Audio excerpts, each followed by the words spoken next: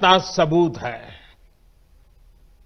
ऐसी ही उपलब्धियों के लिए राष्ट्रकवि रामधारी सिंह दिनकर जी ने कहा था, मानव जब जोर लगाता है पत्थर पानी बन जाता है।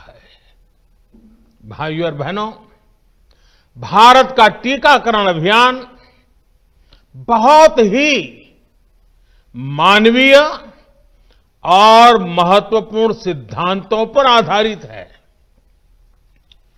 जिसे सबसे ज्यादा जरूरी है उसे सबसे पहले कोरोना का टीका लगेगा।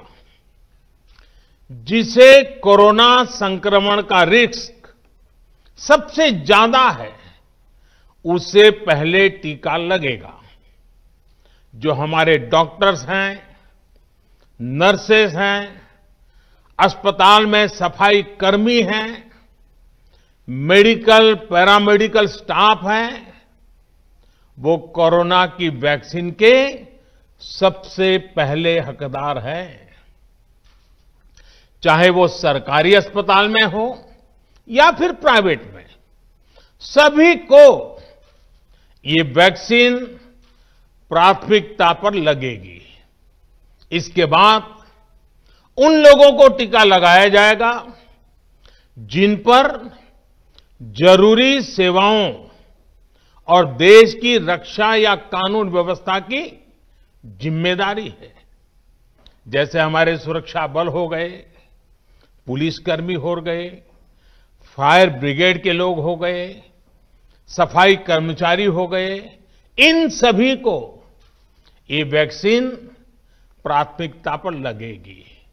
और मैंने जैसा पहले भी कहा है, इनकी संख्या करीब करीब 3 करोड़ होती है।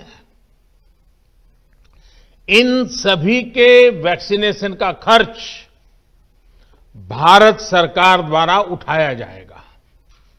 साथियों, इस टीकाकरण अभियान की पुख्ता तैयारियों के लिए राज्य सरकारों के सहयोग से देश के कोने कोने में ट्रायल्स किए गए हैं, ड्राई रन्स हुए हैं।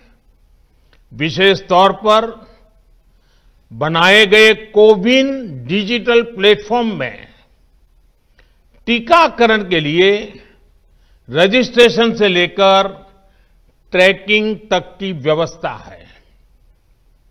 आपको पहला टीका लगने के बाद दूसरी डोज कब लगेगी, इसकी जानकारी भी आपके फोन पर दी जाएगी। और मैं सभी देशवासियों को ये बात फिर याद दिलाना चाहता हूं कि कोरोना वैक्सीन की 2 डोज लगनी बहुत जरूरी है।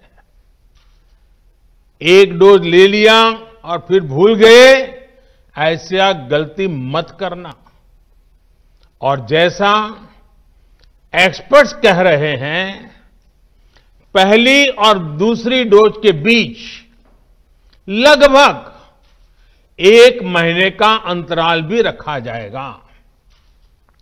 आपको ये भी याद रखना है कि दूसरी डोज लगाने के 2 हफ्ते बाद ही आपके शरीर में कोरोना के विरुद्ध जरूरी शक्ति विकसित हो पाएगी। इसलिए टीका लगते ही आप असावधानी बरतने लगें, मास्क निकालकर रख दें, 2 गज की दूरी भूल जाएं, ये सब मत करिएगा। मैं प्रार्थना करता हूं, मत करिएगा।